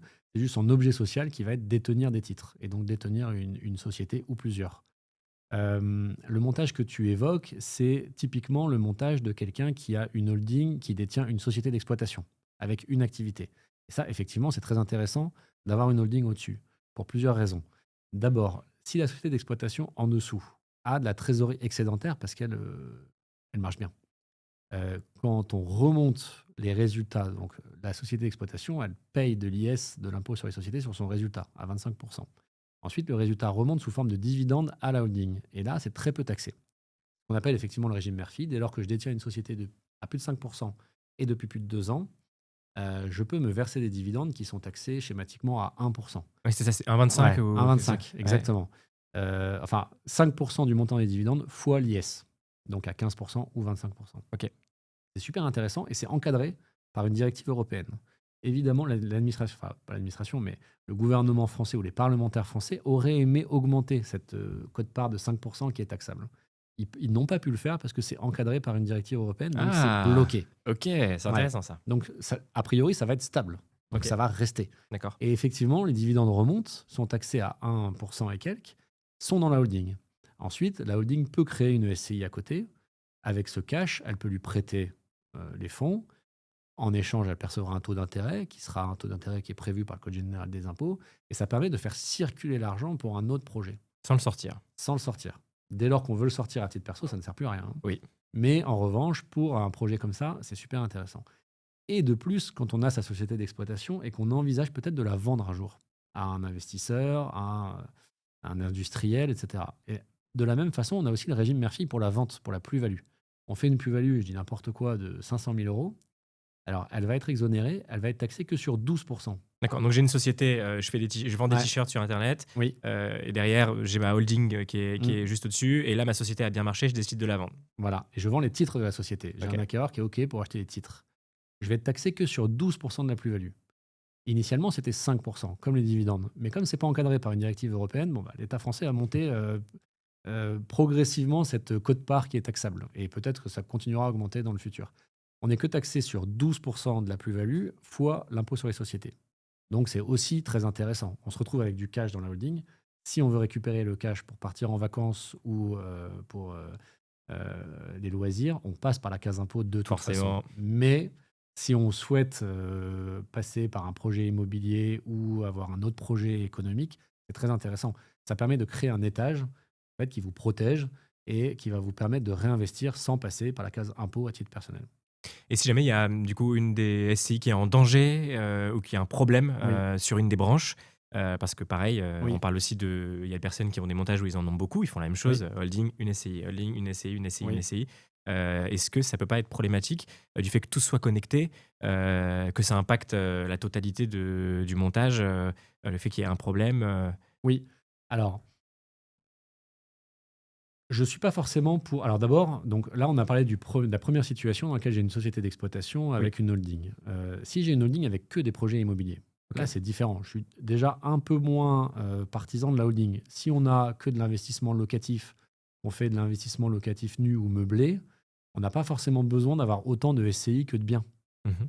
Alors, on a besoin d'avoir autant de SCI ou de structures, c'est pas forcément des SCI d'ailleurs, surtout quand on fait de la construction-vente, parce on fait des travaux, on a une responsabilité, et c'est intéressant de limiter la responsabilité sur une structure. Si un projet se passe mal, il y a une structure qui va aller à la casse, Mhm. et ça va pas impacter les autres biens qui sont détenus. Donc dans ce cas-là, pourquoi pas avoir une société par bien? Lorsqu'on fait du locatif, il n'y a pas forcément besoin, hein, ça peut être intéressant, mais multiplier les structures, c'est aussi multiplier les coûts comptables, juridiques, Ça, c'est vrai. etc. Donc, c'est pas forcément toujours intéressant. Et donc, ensuite, pour l'immobilier, lorsqu'on a une holding qui détient des projets immobiliers, dans la même idée, c'est toujours intéressant dès lors qu'on veut pouvoir réinvestir les fonds dans d'autres activités, dans d'autres projets. C'est potentiellement très intéressant, effectivement, d'avoir une holding avec plusieurs sociétés. Dès lors qu'on veut que ça a vocation à être récupéré à titre perso, ça n'a pas beaucoup de sens d'avoir une holding. Et lorsqu'on a une holding avec plusieurs sociétés, c'est qu'on crée aussi potentiellement du risque. C'est-à-dire qu'il faut gérer tout ça.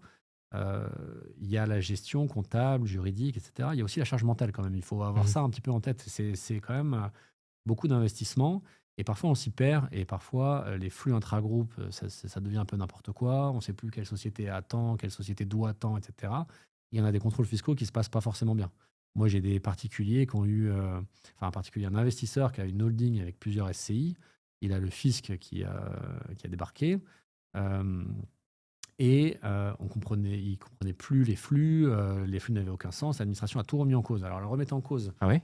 celle qui recevait les fonds, elle les taxait donc en produits, alors que même qu'elle n'avait pas reçu les fonds, parce que la comptabilité est une comptabilité de créance. Donc, on me doit tant d'argent, elle taxait, mais la société qui devait l'argent, elle refusait la dette, donc elle taxait aussi.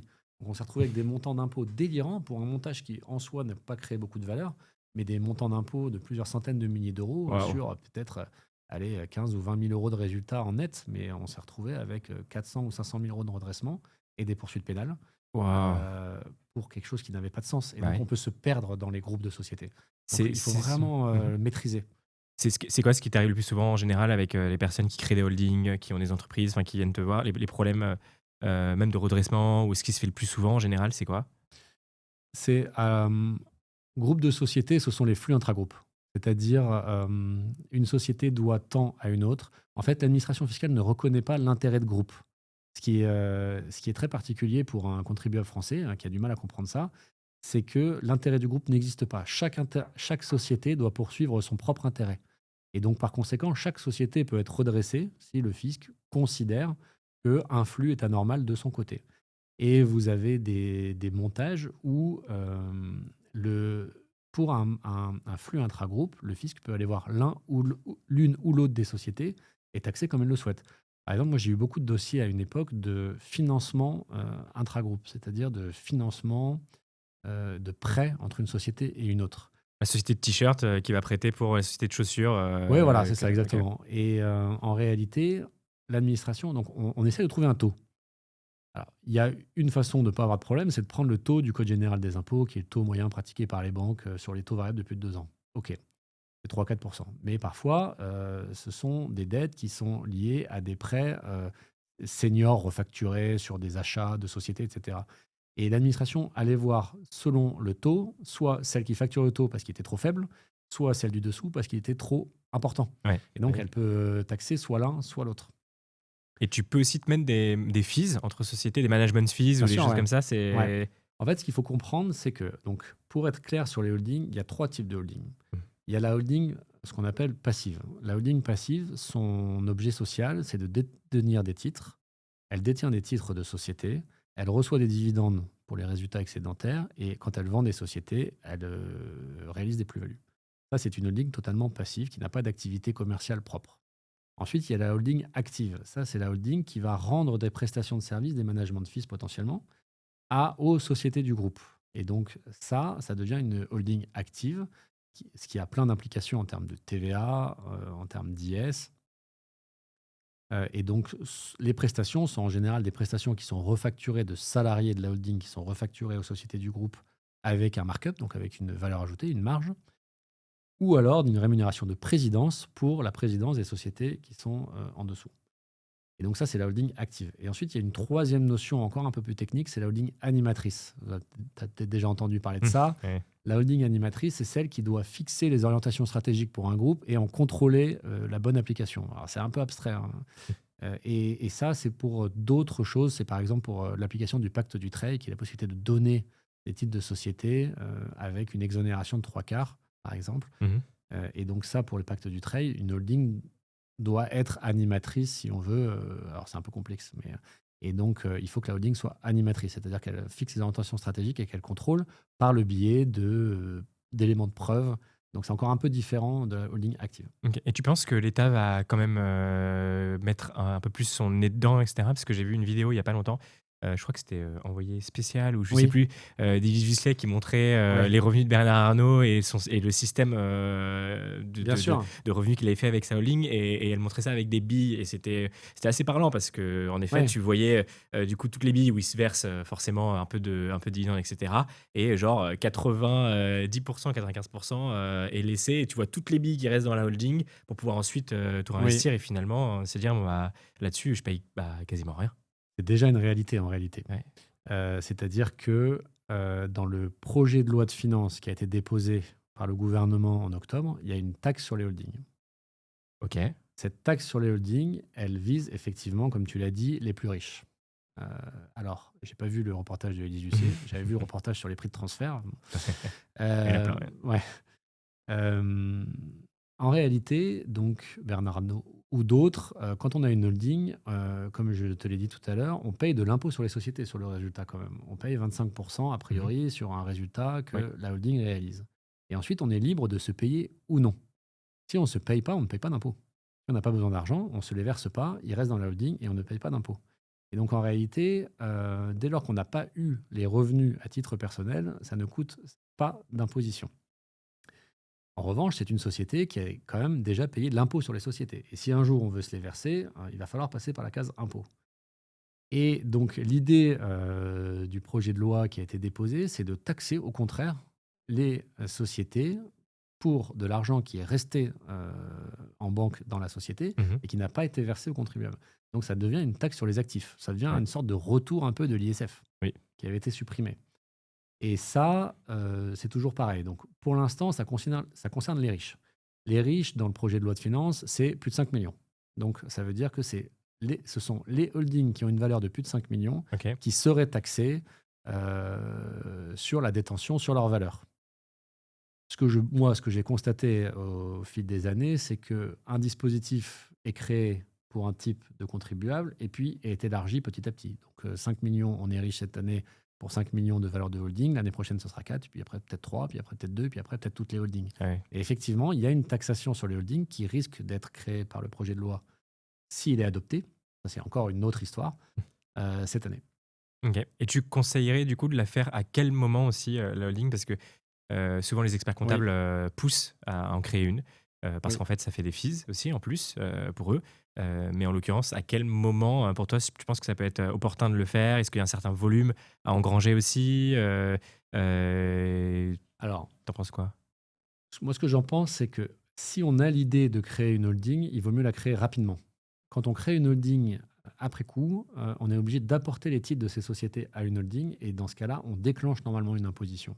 Lorsque j'apporte mes titres à une holding, je dois les apporter à leur valeur et en échange, j'ai des titres de la holding. Et ça déclenche une imposition qui peut être mise en report d'imposition. Alors, le report d'imposition, c'est un peu complexe. C'est quand même, alors je ne vais peut-être pas rentrer dans le détail, mais c'est un impôt qu'on n'oublie jamais, qui doit être déclaré dans sa déclaration d'impôt, qui doit être reporté tous les ans Mhm. et qui sera oublié que si on donne les titres à ses enfants et, ou à d'autres d'ailleurs, et que les donataires, donc ceux qui reçoivent la donation, conservent les titres pendant 5 ans. Et après, en fait, on est passé par la case impôt à la donation et là, ce sera oublié. Alors, ils envisagent aussi de réformer ça, Mhm. peut-être de supprimer cet oublié pour les donations et de durcir un peu le régime du report dans les grandes lignes. Donc, comme le report d'imposition n'est pas totalement neutre, que c'est quand même un peu de charge mentale aussi et que c'est quand même un petit peu désagréable d'avoir cette épée de Damoclès au-dessus, il vaut mieux créer la holding tout de suite. Comme ça, on évite cette problématique. Donc, dans la mesure du possible, je le conseille. Après, comme je te l'ai dit tout à l'heure, moi, la holding, je ne la conseille pas pour tout le monde. Je considère vraiment quand il y a de la construction ou quand il y a une société d'exploitation qui existe déjà et qui va détenir une SCI par ailleurs. OK, très bien. Et j'aimerais revenir aussi sur, Oui, ce que tu as pu raconter, donc les histoires de famille qu'il y a pu avoir en résidence principale, oui. au Cap Ferré. Est-ce qu'il y a eu d'autres choses comme ça qui ont pu t'arriver, où tu t'es dit: «Ah, c'était bien essayé» ou «plutôt bien ficelé»? Je sais pas, les choses qui tombent souvent, entre tes mains aussi en termes de dossiers? Alors, comme je te disais tout à l'heure, il y a forcément les montages de sessions à soi-même sur des prix un petit peu trop faibles. Il y a les sociétés sans substance à l'étranger qui sont en réalité gérées depuis la France. Il y a beaucoup de contrôles fiscaux dans le domaine du bâtiment, Mmh. des artisans qui ne savent pas forcément qu'ils sont redevables de la TVA, Il y a des qui secteurs en sont effet où il y a ouais, où tu as plus souvent quand des même personnes qui allaient certains ouais. secteurs? Oui, la restauration ou le bâtiment sont des secteurs qui sont beaucoup contrôlés. Après, j'ai beaucoup de contrôles sur la prestation de services, beaucoup de contrôles sur la fiscalité internationale, sur des règles d'application de TVA à l'export. Ce sont des choses qu'on retrouve assez souvent. OK. Euh, Tu l'as vu toi qu'il y avait beaucoup plus de personnes aussi qui maintenant, partaient à l'international ou, parce que la fiscalité était trop lourde en France? alors, pas tant que ça finalement. Au moment de la création de cette fameuse taxe Hollande, Mmh. il y a eu des candidats au départ. On nous demandait de faire des analyses un peu par pays. J'envisage de partir peut-être en Pologne, en Italie ou en Espagne. Et donc, on faisait un petit peu des analyses. Alors, ça, c'est important de le noter, c'est que je travaille avec toujours des avocats locaux. Mmh. J'ai beaucoup de dossiers d'expatriés ou de Français à l'étranger, ou d'impatriés de Français qui reviennent, ou d'étrangers qui ont des biens en France. Et on travaille avec les conseils locaux sur la fiscalité locale. J'ai besoin d'avoir quelqu'un qui maîtrise la pratique de l'administration fiscale ou du juge sur place. Et donc, on a beaucoup de contrôles fiscaux là-dessus. Attends, j'ai perdu le fil. Les Qu'est-ce que tu personnes me qui quittaient la France pour Oui, avoir voilà. des Et donc, il y a eu pas mal de candidats à l'époque, au moment de la taxe Hollande. Finalement, peu sont partis. OK. Certains alors en plus, il faut savoir que dans les pays limitrophes, à la France, les revenus, les salaires, les revenus d'activité sont pas souvent plus taxés qu'en France. OK. On n'imagine pas, Ouais, c'est vrai qu'on n'imagine pas. mais sur les salaires, en tout cas, on a des taux, nous, qui sont élevés à 45-41%, mais qui se Ouais. déclenchent tard. En Italie, en Espagne, en Angleterre, en Belgique, ça se déclenche plus tôt. Et donc, ça coûte plus cher, ou en Suisse. Et donc, les candidats au départ ont souvent annulé leur départ. Et ensuite, bon, là, récemment, il y a quand même eu d'autres candidats, mais pas tant de départs que ça. Après, j'ai beaucoup d'expatriés qui ont quitté la France pour avoir une activité salariée, Mmh. pas pour des raisons fiscales, et qui en général ont mis leurs biens qu'ils avaient en France en location et qui se retrouvent avec toute la complexité de LMP, LMNP, etc. pour un non-résident. Ouais. Et donc ça, c'est des sujets qu'on voit souvent sur l'international et sur les sujets de départ à l'international. Et tu as beaucoup aussi de personnes qui investissent, on en voit de plus en plus aussi, des personnes qui maintenant veulent investir hors de France, Oui. qui se disent: «Tiens, je vais m'acheter un terrain à Bali, ou alors, je vais aller acheter un appartement, en Espagne», et cetera. En termes de fiscalité, comment ça se passe? Oui, Tu t'adaptes à celle du pays, oui. où tu es, tu dois prendre quelqu'un qui t'accompagne sur la fiscalité du pays, mais les revenus, tu vas créer une société, directement à l'étranger. Est-ce qu'il y a un rapport avec la France? Ah, exactement. Alors, j'ai les deux cas. J'ai le Français qui est à l'étranger qui a un bien en France et OK, j'ai le Français qui a un bien à l'étranger. OK. Et pour le français qui aimerait bien, bah, on va faire les 2. Ouais. Pour le Français qui a un bien en France, en fait, il est taxé. En fait, donc, la France a signé avec la plupart des pays du monde des conventions d'élimination de la double imposition. C'est-à-dire que, en soi, en France, il y a un système mondial de fiscalité. Quand on est résident français, on est taxé sur ses revenus monde. Mmh. Et lorsqu'on est résident à l'étranger, en revanche, on est taxé que sur ces revenus qui ont une source française. OK. Et c'est en général pareil dans l'autre pays. Donc, par exemple, quelqu'un qui part à l'étranger et qui garde un bien en France sera taxé en France sur ses loyers français. Mmh. Mais la France a signé une convention avec l'autre pays qui veut aussi taxer ses loyers au titre de l'imposition mondiale. Et donc, ils se mettent d'accord dans la convention pour que le revenu ne soit pas imposé deux fois. Et la quasi-totalité des conventions prévoit qu'il y a d'abord une imposition dans le pays de situation de l'immeuble. OK. Et ensuite, cette imposition est supprimée, enfin, comment dire, est neutralisée pour pas que ça soit imposé deux fois dans le pays de résidence. Ce qui fait que, en France, j'ai donc une taxation à la source des revenus réalisés en France par les étrangers, par ceux qui sont expatriés. Mmh. Et donc là, c'est taxable selon les règles françaises à peu près. Évidemment, c'est compliqué, comme toutes les règles françaises d'imposition. Ouais. Donc, c'est 20% d'IR plus des prélèvements sociaux. Mais si vous êtes dans un pays de l'UE avec un régime de sécu obligatoire, vous n'aurez pas les 17,2, mais vous aurez un taux réduit parce que vous payez déjà des cotisations dans l'autre pays. Et ensuite, il y a l'autre cas, le français qui a un bien situé à l'étranger, par exemple en Espagne, c'est le cas que j'ai le plus souvent. Et bien dans ce cas-là, il va avoir aussi, en vertu de la convention, un impôt d'abord dans le lieu de situation de l'immeuble. Donc, il va payer ses impôts en Espagne. Et ces impôts vont venir se déduire de l'impôt français dû sur ses loyers. Ok. Ok. Donc, il faut bien se renseigner alors sur Ouais, la il faut bien se position. renseigner. Et en Espagne, il y a nous, on travaille avec des avocats. En Mhm. Espagne, c'est beaucoup les experts comptables qui gèrent ça. D'ailleurs, il y a beaucoup de pays dans lesquels ce sont les experts comptables qui gèrent l'impôt. Ils doivent avoir des règles un peu moins complexes que nous. Mais il faut effectivement avoir quelqu'un en local qui vous explique comment déclarer ses revenus en Espagne. Et Mhm. ensuite, c'est limité en France. Et tu as vu des pays qui étaient plus avantageux que d'autres, du coup, en termes de. Où tu te dis que là, la fiscalité, investir là-bas, ça peut être aussi Ah bah, il y a des intéressant pays dans d'un point de lesquels il vue n'y a pas fiscal. d'impôt. Oui, bah, ça c'est Oui, sûr. il n'y a pas d'impôt, à Saint-Barth, il n'y a pas Oui. d'impôt aux Bahamas. Donc, effectivement, il y a des pays dans lesquels ça peut être intéressant d'investir de l'immobilier. J'ai des particuliers qui ont eu des projets au Costa Rica, par exemple. Ok. Alors, au Costa Rica, alors c'est toujours pareil. Donc, au Costa Rica, il y a très peu d'impôts, mais en revanche, c'est très peu structuré. Et donc, les règles sont changeantes. C'est pas facile quand même. Il y a quand même de la charge Ouais, mentale ouais. à côté, hein, et il y a de l'incertitude quand même.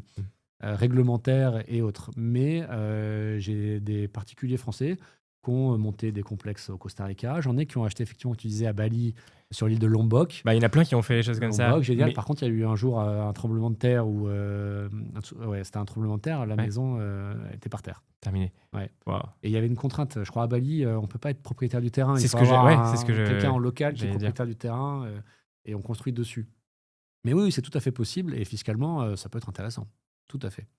Et en termes, et ceux qui possèdent des biens en Ouais. France et qui t'accompagnent en général, est-ce que tu as de tous les revenus aussi, ou tu vas avoir beaucoup de personnes souvent qui gagnent est-ce que tu as plus de contrôle sur les personnes qui ont beaucoup d'argent et moins de contrôle sur les gens qui en ont moins, ou est-ce que tu vois que c'est quand même assez moitié-moitié et c'est plus en fonction des signaux qui sont remontés Ouais. là-dessus, ou les faits que les gens ont beaucoup d'argent, ils sont aussi plus accompagnés, donc ils ont Ouais. moins de contrôle? Alors, historiquement, il faut qu'il y ait de l'enjeu pour que l'administration fiscale ait envie de venir Ok. à la base. Donc, ils viennent quand même sur des dossiers un peu sensibles ou sur des dossiers sur lesquels il y a des montants importants. Alors, ça, c'est à la base, d'origine. Maintenant, il y a vraiment une dynamique en France pour augmenter les contrôles et pour augmenter les résultats des contrôles. Donc, il y a des contrôles un peu décentralisés qui sont effectués vraiment sur pièce, à la chaîne, avec les anomalies sont relevées et vous avez un contrôle sur pièce, vous recevez un courrier, telle anomalie, expliquez-moi, payez l'impôt. Et ça va Ok. très très vite. Ok. Nous, on a le service de Dieppe, par exemple, parfois, qui est décentralisé, je crois. Et donc là, vraiment, ils font du volume. Et donc, ça peut concerner tout le monde dès lors qu'il y a une anomalie. Donc, c'est pour ça qu'il faut faire attention lorsqu'on modifie un montant qui est pré-rempli, lorsqu'on ne déclare pas un crédit d'impôt, lorsqu'on déclare un crédit d'impôt alors qu'il n'y a pas de CESU en face ou de déclaration CESU en ligne sur place, ça déclenche des contrôles un peu automatisés. Mhm. Ils sont quand même beaucoup moins énergivores et traumatisants pour un contribuable. Vous recevez un courrier, vous venez me voir, on fait une belle réponse, on paye l'impôt s'il y en a l'impôt n'a pas été payé. Les pénalités sont très vite recouvrées, très vite, au taux de 10%. Ok. En revanche, lorsqu'il y a des enjeux importants, là, vous avez un contrôle fiscal qui peut être beaucoup plus poussé On en parlait, et notamment. le contrôleur des ouais. impôts, il vous rencontre. Enfin, on va dans les services des impôts les rencontrer. Tu les accompagnes? Enfin, toi, Oui, je viens, moi. Tu viens aussi, tu es présent, Ouais. donc Moi, je préfère tu peux venir. lui expliquer un peu comment Ouais. agir, comment être. Enfin, Ouais, ouais, tout à fait. Quand on a un contrôle fiscal, donc, on reçoit donc, alors, le contrôle arrive au bout, on a une proposition de rectification. Et là, on a la possibilité de répondre. Donc là, déjà, je pense qu'il faut faire une réponse avec un avocat, c'est une réponse écrite. Et ensuite, on va rencontrer le chef de brigade, c'est-à-dire le chef du contrôleur des impôts, enfin de l'inspecteur des impôts. Ok. Et donc, moi, ma philosophie, c'est de venir, d'assister le contribuable à ce moment-là. Je sais qu'il y a d'autres avocats qui laissent qui viennent sans le contribuable. Moi, je veux qu'ils viennent.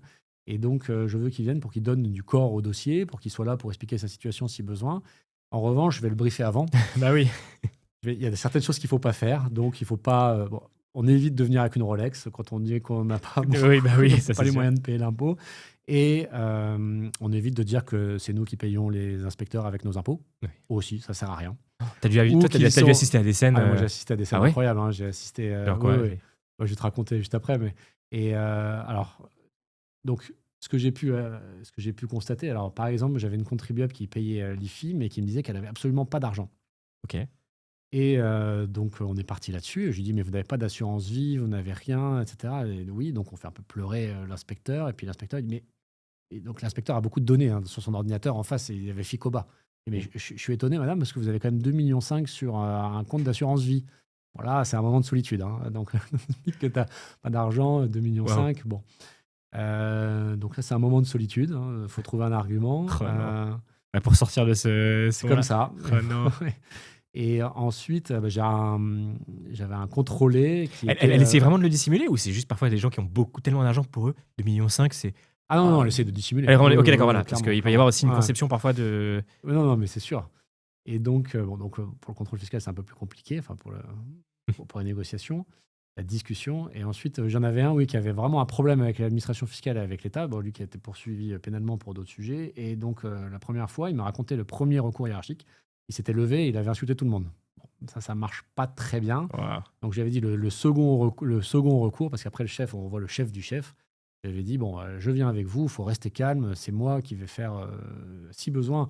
Moi, je trouve ça tout à fait positif parfois que les échanges soient vifs, faut que ça reste respectueux, bien sûr, Oui. mais que ce soit vif et qu'après, on se réconcilie et qu'on se mette d'accord sur quelque chose d'un peu plus cohérent. Moi, je trouve ça bien que ça monte un peu dans les tours. Mais il faut vraiment maîtriser le contribuable, il faut pas manquer de respect ou sembler dangereux. Ah oui. Et donc, je lui avais dit, si je vois que vous dépassez les bornes, je vous pose la main sur le bras, parce que je sentais qu'il était un petit peu borné. Je pose la main sur le bras et vous calmez, quoi. Ok. Et bon, il part un peu en vrille, je lui pose la main sur le bras, il me pousse le main, puis il se lève, et puis ça part. Oh Voilà. non. Ça part en diatribe.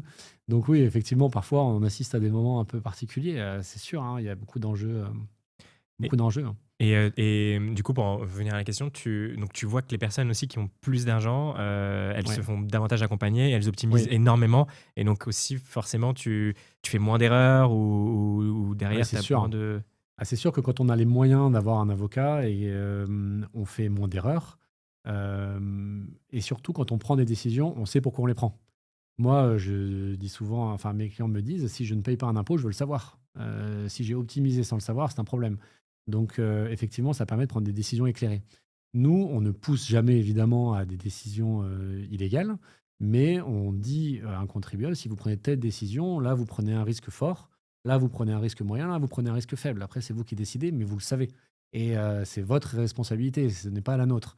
Nous, notre responsabilité, c'est de ne jamais essayer d'égarer le fisc par des actes qui ne reflètent pas la réalité.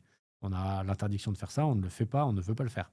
Parfois, il faut d'ailleurs démêler le vrai du faux, parce qu'on a des nouveaux Ouais. clients qui arrivent et qui ne nous disent pas toute la vérité pour nous faire des actes qui ne reflètent pas forcément la réalité. Donc ça, c'est grâce à notre expérience qu'on sait que là, on nous emmène sur un Ça va terrain être, ça, glissant. ouah, ça va être Ouais. horrible parce que c'est ton client qui doit avoir une confiance, tu vas l'accompagner quand Oui, même oui. et tu vas essayer de l'accompagner. Tu vois qu'il essaye Eh oui. de te mentir. C'est pour ça que maintenant, on a une obligation de vigilance un peu renforcée, hein.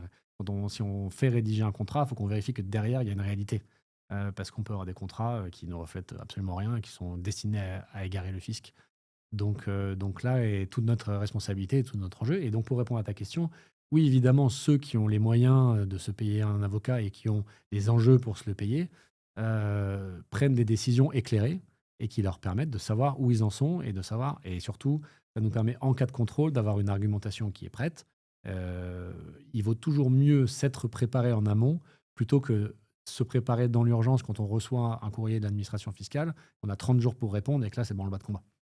Et du coup, est-ce que tu as des personnes qui payent vraiment presque pas d'impôts par rapport à tout le revenu qu'ils ont parce qu'en fait, c'est tellement bien optimisé que finalement, ça permet de pouvoir payer presque rien. Et est-ce que c'est possible de payer presque pas d'impôts aussi? Alors, oui, c'est possible légalement. On a le cas qu'on évoquait tout à l'heure, dès lors qu'on a une holding, qu'on paye quand même de l'impôt sur les sociétés, sur les résultats, mais qu'on se verse rien. Finalement, on ne paye rien. Et si on a suffisamment d'argent pour vivre par ailleurs, parce qu'on a eu une donation dans le passé ou parce qu'on a mis de côté suffisamment d'argent, on se retrouve sans impôt. Euh, D'un autre côté, il y a ceux qui payent peu d'impôts parce qu'ils vont vers des montages défiscalisants. Mais ça, c'est prévu par le budget de l'État vous avez une réduction d'impôts si vous souscrivez à des monuments historiques dans lesquels vous allez faire beaucoup de travaux. Ça Mhm. va venir écraser vos revenus imposables. Donc eux ne payent pas forcément d'impôts, ou très peu, parce qu'ils ont investi dans un dispositif Qui était légal fait pour ça. qui est fait pour ça, ou c'est comme, vous savez, les investissements dans les dom-toms, parce qu'on veut aider les dom-toms à se structurer et avoir de la croissance. Et donc, dans ce cas-là, en fait, c'est l'État qui en prend une partie à sa charge via la réduction d'impôts. Et donc, oui, dans ce cas-là, c'est possible. Et j'avais une autre question aussi, c'était sur le cash, Oui, parce que tu parlais souvent des entreprises, dans le oui. bâtiment, ou dans la restauration et cetera. Comment ils arrivent à déceler ça, à mettre le doigt dessus, et à repérer, toutes Ah, ces choses-là et alors, comment, je est-ce vais que te raconter un dossier qui va te faire rire, mais vas-y. alors, l'État donc va rechercher un peu les achats d'une société pour essayer de reconstituer son résultat normal. Par exemple, dans la restauration, va prendre les achats de sacs plastiques ou de couverts et se dire bah, normalement, vous devez faire une marge de 3 et vous devez déclarer un chiffre d'affaires d'à peu près 3 fois ça. Si vous avez un chiffre d'affaires de 1,5 fois ça, il faut m'expliquer pourquoi. Je soupçonne qu'il y a peut-être du cash. Moi, j'ai eu le cas d'un salon de massage. Et en même temps, c'est vrai que le cash, Ouais, pour l'État, c'est le pire parce que eh oui. finalement, c'est pas traçable, Ouais, ouais, alors c'est pour ça que maintenant il y a des logiciels de caisse, que tout est fait pour retracer dans la mesure du possible ce qui échappe à l'impôt via le cash. Et t'en penses quoi toi, du coup, du fait est-ce que tu penses qu'il y aura une monnaie numérique, aussi un jour ou quelque chose qui permette de pouvoir tracer vraiment tous les achats? Parce que finalement, bah, le cash, même l'État peut pas voir ce qui se passe, ce que Ouais, tu retires, ce que tu payes et il y a pas d'imposition qui est faite dessus et donc c'est ouais. ce qu'ils essayent de trouver, le plus possible. Oui, oui, de toute façon, il y a une chasse à la trésorerie, enfin, comment dire, au black, hein, Ouais? entre guillemets, hein. La facturation électronique qui va être mise en place, qui va devenir obligatoire pour toutes les sociétés, vise à permettre d'éviter aussi, dans une certaine mesure, bah, le black réalisé, enfin le non déclaré. Par ailleurs, il y a des recoupements toujours plus importants, informatiques, etc., pour viser à éviter ça. Et ensuite, l'administration fiscale, elle a aussi accès à nos comptes bancaires, hein. Donc, lorsqu'elle veut faire un contrôle, elle a accès aux comptes bancaires. Donc, elle peut voir s'il y a des dépôts de cash réguliers. Et s'il n'y en a pas, elle a même des possibilités de contrôler, de redresser sur les éléments du train de vie. Mmh. C'est-à-dire, vous avez tant de choses, vous avez une voiture de luxe, vous avez une villa, vous n'avez pas de revenus, je considère que vous êtes taxable. OK, d'où le fait que les Ouais, gens qui pouvaient avoir des aides et après, une belle montre, ou quoi que ce soit, ouais, tu te dis: «Bon, oui, il y a un problème» et des chefs d'entreprise pareil, qui vivent avec des voitures incroyables, et oui, derrière qui disent que, bah, ils se payent pas oui, et qu'il y oui. a rien dessus. Mmh. Ouais, OK. c'est possible. On arrive bientôt à la fin Oui. du podcast. Je voulais savoir si tu avais des conseils, à donner là aujourd'hui auxquels tu pourrais penser, à des investisseurs qui se lancent, en immobilier, ou parfois qui peuvent être aguerris, mais de tout ce que tu as pu voir toi, de toutes les situations que tu as pu voir, des cas aussi où, il y a eu des dossiers, un peu compliqués ou quoi que ce soit, ce serait quoi les conseils que tu pourrais donner? Alors, les conseils que je peux donner, c'est, alors premièrement, alors pour l'immobilier, c'est une fois que vous êtes persuadé que alors vous pouvez tout à fait vous positionner sur un bien et entre le sous-seing et l'acte définitif, intégrer une structure, une société, interposer une société à ce moment-là. Il faut se poser sur un montage, faire un prévisionnel avec un expert comptable. Moi, je trouve ça, idéal. Et ensuite, aller voir un avocat, effectivement, pour le choix de la structure. Est-ce que je monte une SARL de famille? Est-ce que je monte une SCI? Est-ce que je monte une SNC, une société civile de construction-vente? Est-ce que je monte une holding? Est-ce que je l'achète en propre? C'est tellement de questions. Et surtout, quel va être mon projet à court, moyen, long terme? Comment je vois les choses? Et quelles sont les évolutions législatives possibles à prévoir aussi? Même si on n'a pas de boule de cristal, il faut essayer de se positionner et d'anticiper un petit peu les règles fiscales à venir. Et donc, avoir un bon expert comptable, moi, je trouve que c'est primordial, Mmh. avec lequel on a des échanges fluides, qui répond et qui est OK pour vous faire un prévisionnel rapidement, sans que ça vous coûte trop cher. Et ensuite, faire revoir ça avec un avocat, avec nous, pour vérifier les règles fiscales. Est-ce qu'on est OK? Est-ce qu'on a bien compris? Et même un avocat en droit des sociétés aussi, pour la responsabilité, la forme de société, et cetera. Donc, ça, vraiment, c'est important. préparer en cas de contrôle, savoir pourquoi on a pris des décisions, ne plus se perdre et rendre ses déclarations dans les temps. Surtout, parce que ce que Oui, tu disais, il y a beaucoup, beaucoup aussi de cas qui arrivent juste parce que ça n'a pas été rendu oui, oui, dans les oui, temps. tout à fait. Et puis, des chefs d'entreprise qui sont noyés sous les justificatifs, qui les envoient trop tard à leur expert comptable, qui vont déclarer en retard. Ça, c'est le début quand même des ennuis. Donc, idéalement, si on est vraiment, parce que j'ai beaucoup de clients, alors beaucoup de contribuables qui se retrouvent face à un contrôle parce qu'ils ont une phobie administrative, hein, qui prennent pas les recommandés, qui vraiment ça leur fait peur. Il faut se faire aider. Il faut avoir quelqu'un en interne ou un expert comptable ultra vigilant et qui va faire plus, quitte à ce que vous payiez un peu, mais ça évite d'avoir des montants derrière qui sont potentiellement gigantesques d'impôts et de redressement.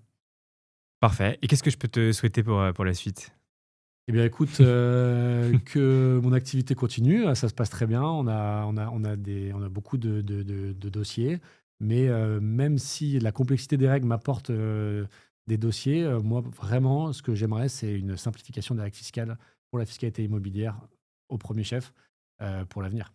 Parce que c'est vrai que pour les particuliers, les gens lambda, Ouais, c'est impossible oui, oui. de tout comprendre et de savoir quoi faire et de mettre les mains Oui, et puis dedans. je trouve que on brise en fait, avec, l'incertitude des règles, la violence des nouvelles règles qui sont parfois votées ou parfois même pas votées, applicables tout de suite, voire applicables rétroactivement, puisque c'est ce qu'on appelle la fameuse rétroactivité douce, où, en fait, les règles vont changer pour les déclarations de l'année prochaine et qui concernent les revenus de cette année.